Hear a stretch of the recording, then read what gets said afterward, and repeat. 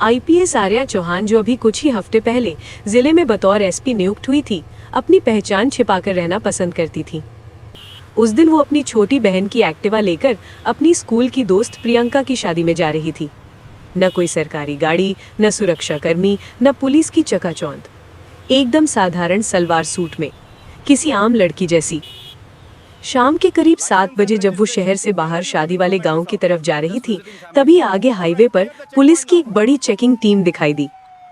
तेज रोशनी में वर्दी चमक रही थी, सायरन की हल्की हल्की आवाज सुनाई दे रही थी। सबसे आगे खड़ा व्यक्ति था थाना प्रभारी करण धीवर, जिसकी बदनामी पूरे जिले में थी।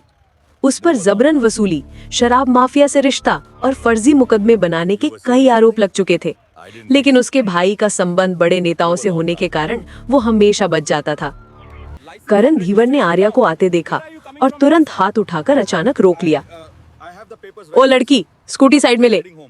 करण ने ऐसे चिल्लाया जैसे किसी अपराधी से बात कर रहा हो। आर्या ने स्कूटी शांत मन से साइड में लगाई। करण ने घूरते हुए पूछा, कहाँ जा रही है? आर्या बोली, शादी में। करण हंसा, अच्छा, दावत खाने जा रही है, पर हेलमेट कहाँ है? हेलमेट क्या तेरा बाप पहनेगा? आर्या चुप रही। करण ने आंखें सिकोड़कर उसे ऊपर से नीचे तक देखा और एक दुष्ट मुस्कान उसके चेहरे पर फैल गई। देखो लड़की, तेरे जैसी लड़की कभी कभार दिखती है सड़क पर। खूबसूरत तो बहुत हो, लेकिन चालान ना काटू ऐसा तो नहीं हो सकता। चल पहले 500 रुपए निकाल। आर्या ने शांत स्वर में कहा, सर, मैंने कोई नियम नहीं तोड़ा है। करण का दिमाग गर्म हो गया। वो गुस्से से दहाड़ कर बोला, हमारे सामने कानून मत पढ़, पुलिस हम है। और अचानक उसने एक जोरदार थप्पड़ आर्या के चेहरे पर मार दिया। थप्पड़ की आवाज हाईवे में गूंज उठी। आर्या कसीर एक पल को झटका खा गया, पर उसने खुद को संभाल लिया। करण ने हंसते हुए अपने सिपाहियों से कहा, अभी भी अकड़ देखो इसकी। चलो इसे थाने ले चलते हैं, वहीं समझाऊंगा क्या होता है पुलिस से बहस करने का नतीजा। 2 सिपाही आगे बढ़े। एक ने आर्या के बाल पकड़कर जोर से झटका दिया, दूसरे ने उसकी एक्टिवा को लात मारकर गिरा दिया। थाने पहुंचते ही करण धीवर ने धमकाते हुए कहा, अरे ओ, चाय समोसे रखो, एक नया माल आया है आज। आर्या एक कोले में शांत खड़ी थी। करण ने एक सिपाही को बुलाकर कहा, किसी भी धारा में केस डाल दो, चोरी, झगड़ा, ब्लैकमेलिंग, कुछ भी चल जाएगा। सिपाही हिचकिचाया, साहब, पर सबूत? सबूत की चिंता मत कर, इस थाने में सबूत बनते हैं, मिलते नहीं। सभी पुलिसकर्मी डरते डरते उसकी बात मानने लगे। आर्या को एक बेहद गंदे लॉकअप में डाल दिया गया। कोनों में सीलन थी, सड़े गले खाने की बदबू, और पहले से एक बुजुर्ग महिला बैठी थी। महिला ने कांपती आवाज में पूछा, बेटी, तुझे किस काम में फंसाया? आर्या ने जवाब दिया, कुछ नहीं, बस सच्चाई देखने आई हूँ। बुजुर्ग महिला रो पड़ी। उसने बताया, मैं गांव में दूध बेचती हूँ, थानेदार रोज मुफ्त दूध ले जाता था। एक दिन मना किया तो मुझ पर चोरी का केस डाल दिया। आर्या के दिल में आग सी जल उठी। अब उन्हें पता था कि सिस्टम कितना सड़ा हुआ है। करीब 1 घंटे बाद थाने में एक पुलिस जीप आकर रुकी। जीप से बाहर आए एसीपी राघव तिवारी, जिनकी गिनती जिले के सबसे कड़े और ईमानदार अफसरों में होती थी। जैसे ही उन्होंने लॉकअप के अंदर की हालत देखी, उनकी आंखें गुस्से से भर गईं। यहाँ क्या चल रहा है? उन्होंने कड़क आवाज में पूछा। करण घबरा गया।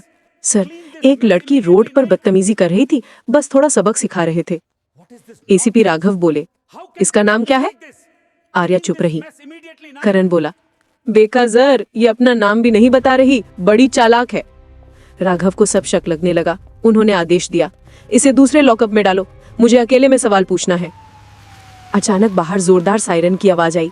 थाना एकदम सन्नाटे में जम गया। कौन आ रहा है? करण ने डरते हुए पूछा। एक सिपाही दौड़ता हुआ अंदर आया। सर, डीएम साहब आए हैं। डीएम विभोर मेहता, एक सख्त, ईमानदार और नियमों पर चलने वाले अधिकारी। वे थाने में दाखिल होते ही गरज पड़े, यहाँ क्या गंदगी फैला रखी है? किस आधार पर यह लड़की बंद है? करण के हाथ कांपने लगे। डीएम ने फाइल उठाकर पढ़ी। उसमें लिखा था, धारा 380 चोरी, 420 ठगी, 389 ब्लैकमेलिंग। विभोर ने जोर से डांटते हुए कहा, सबूत? कोई गवाह? कोई सीसीटीवी? कुछ भी है?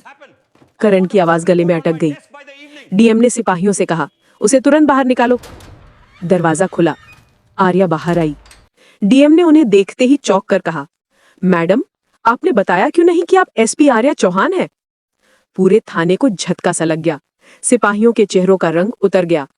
करण धीवर की हाथ टांगे कांपने लगी। आर्या ने शांत लेकिन तेज आवाज में कहा, मैंने इसलिए नहीं बताया क्योंकि मैं जानना चाहती थी कि आम जनता के साथ कैसा व्यवहार होता है, और आज इसकी हकीकत साफ दिख गई। डीएम गरज उठे, करण धीवर, आपको इसी समय से निलंबित किया जाता है और आप पर क्रानमिक मुकदमा चलेगा। करण गिड़गिड़ाने लगा, पर कोई फायदा नहीं हुआ। अभी इसी वक्त एंटी करप्शन ब्यूरो बुलाया जाए। 30 मिनट में एसीबी की 5 गाड़ियां पहुंची। थाने में हड़कंप मच गया। सिपाही रोने लगे, कहीं भागने की कोशिश में पकड़े गए। छिपाए गए कागजात, फर्जी एफआईआर, खाली फॉर्म सब मिलते गए। करीब 70 फाइलें बरामद हुई, जिनमें फर्जी केस, उगाही के रजिस्टर, युवतियों पर झूठे मुकदमों के रिकॉर्ड, शराब माफिया के लेन देन, सब कुछ सामने आ गया। डीएम ने आदेश दिया, डीएसपी संजय मेहरोत्रा को गिरफ्तार करो, तुरंत। पूरा पुलिस मोहल्ला हक्का बक्का रह गया। इतने बड़े अफसर की गिरफ्तारी पहली बार हो रही थी। सीएम ऑफिस तक खबर पहुंच गई। राज्य स्तर पर जांच बैठ गई। लगातार 3 दिनों के भीतर 47 पुलिस अधिकारी, 19 दारोगा, 5 बड़े नेता और शराब माफिया के 12 लोग गिरफ्तार कर लिए गए। जिले की पूरी पुलिस लाइन बदल दी गई। सभी थाने नए अफसरों को दिए गए। भ्रष्टाचार पर नकेल कस दी गई। 1 हफ्ते बाद जनता ने राहत की सांस ली। लोग कहते थे, एसपी आर्या चौहान ने जिले को नरक से निकालकर नई रोशनी दी। और आर्या अपने छोटे से सरकारी क्वार्टर में बैठकर बस यही सोच रही थी कि अगर ये अफसर चाहे तो वो ईमानदारी से पूरे सिस्टम को हिला सकता है।